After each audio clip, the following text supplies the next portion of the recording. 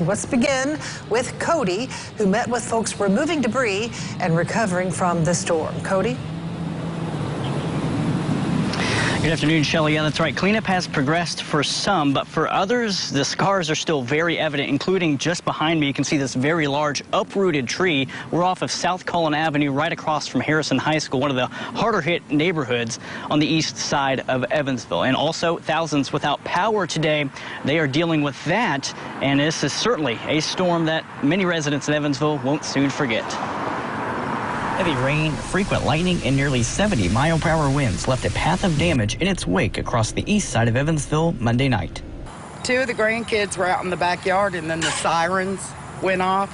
And about the same time, I saw flash across the TV, possibility of severe thunderstorms and hail. It was at that time Laura Cranford called her grandchildren inside, saying only 20 minutes later, the sky turned dark and damaging winds were ravaging her neighborhood. All of a sudden, you hear this big crack, and you just see this tree just go boom.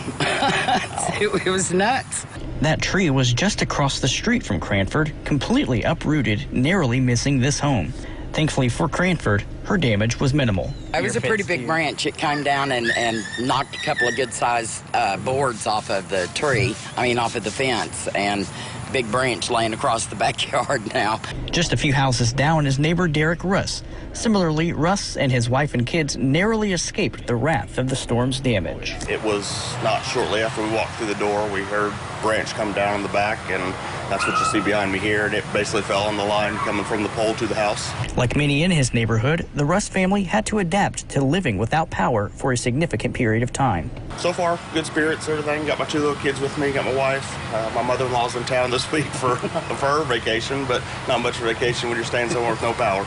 Russ is also thankful knowing that his situation could have been much worse. I can handle the liability myself on mine, and I'll take care of my house and everything, but I was hoping that we weren't going to have any issues with the neighbors, and luckily so far we haven't had any.